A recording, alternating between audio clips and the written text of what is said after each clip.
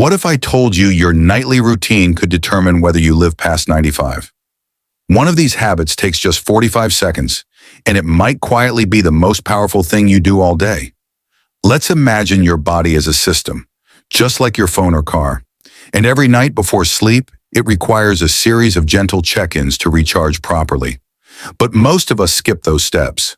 We fall asleep with our screen still warm, our thoughts racing, our breath shallow. We assume the body will just figure it out, but it doesn't. That's why we wake up tired, even after a full 8 hours. That's why chronic inflammation sneaks in, why our memory gets foggy, and why diseases we can't pronounce begin to quietly form. Now imagine doing just a few things every night before bed, simple, natural acts. No medication, no special equipment, just small, consistent changes backed by both ancient tradition and modern science. These aren't just bedtime habits. They're your body's silent survival rituals. Let's begin in Okinawa, Japan, often called the land of immortals.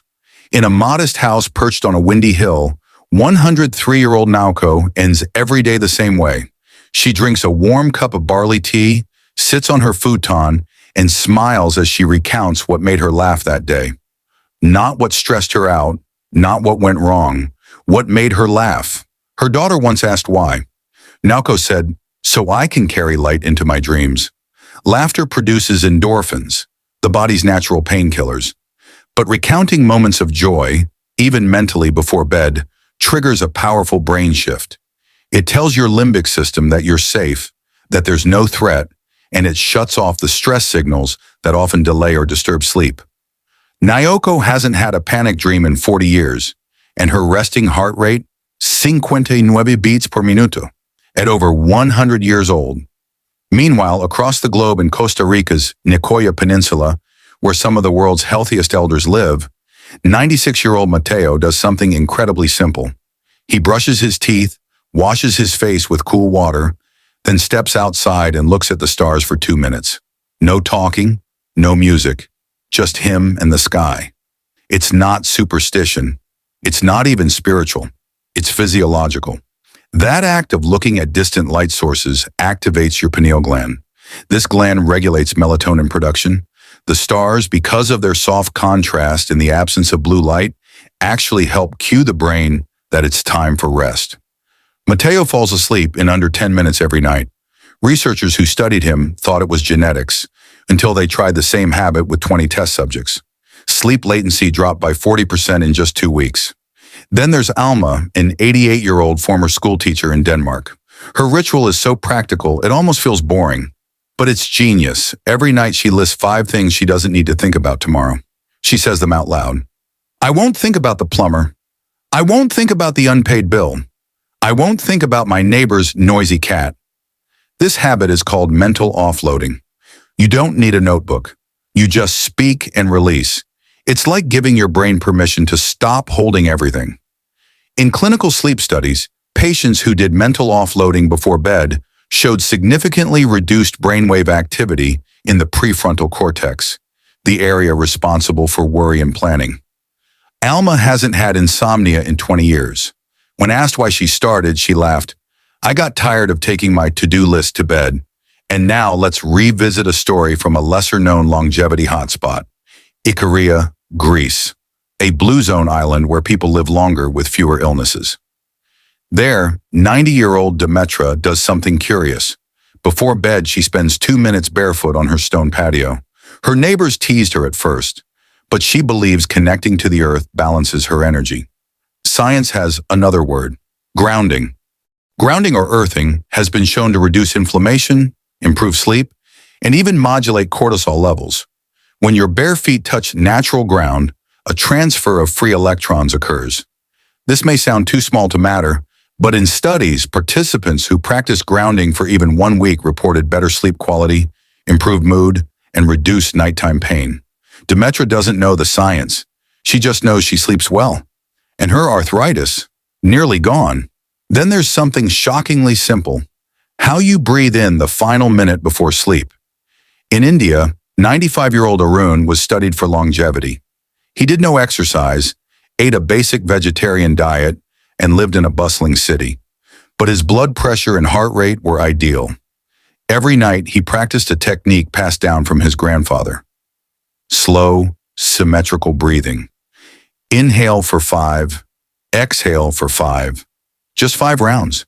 It activates the vagus nerve. This single nerve influences your heart, lungs, digestion, even your immune system. It's like hitting the brakes on your entire nervous system. And when done consistently, it's been linked to lower risk of cardiovascular disease, improved digestion, and longer telomeres, the DNA protectors that slow aging. Habit 7 is a fusion of many of the others, a 45-second practice where you sit, close your eyes, take 3 deep breaths, and mentally say, I am safe, I am done for today. This combines breath work, mental offloading, and gratitude into one micro-ritual. It sounds basic, but done daily, it reprograms your sleep patterns and nervous system. The key is repetition. Think of it like watering a seed. You won't see growth on day 1, but months later, you'll feel different. Finally, there's the simplest habit of all, and it comes from the quietest corners of Estonia, where winter is long and nights are longer. There, 99-year-old Elna performs one action before bed. She smiles. Not because anything is funny. She says it tells the body the day was good. This isn't folklore. Studies in psychoneuroimmunology have shown that even forced smiling can trigger dopamine and serotonin release. Your body doesn't know it's fake. It responds as if something joyful just happened. That chemical change helps initiate sleep and improves emotional resilience. Elna smiles, closes her eyes, and is often asleep in minutes. You don't need a new mattress. You don't need melatonin gummies. You need small, deliberate acts done with intention. The body's always listening, and what you say to it, through movement, breath, thought, even silence, can determine how well it heals, how deeply it rests, and how long it thrives. So tonight, when the world quiets down and the noise fades away, try just one of these habits, maybe all. Let your routine be a lullaby, not a leftover. You deserve rest that restores you, not just to survive another day, but to live fully through 1,000 more. And that, perhaps, is how you live past 95. Not with miracles, but with minutes, used wisely again and again. Every night your body gets a chance to reset, but only if you let it. Sleep isn't just about turning off the lights. It's about preparing your mind and body to heal, repair, and restore. And that starts with what you do in the minutes before bed. You don't need expensive gadgets or supplements. Just small, thoughtful habits that signal to your body, it's safe to rest now. In Okinawa, a laugh before sleep helps calm the brain. In Costa Rica, 2 minutes under the stars tells the body it's time to wind down. In Denmark, a woman releases her worries out loud and sleeps like she did 20 years ago. In Greece, barefoot contact with the earth reduces inflammation and quiets the mind. None of these people are chasing trends. They're just repeating simple things that work. One man in India breathes slowly and evenly before sleep. That alone helps lower stress and support heart health. It's not about how long it takes. It's about how often you do it.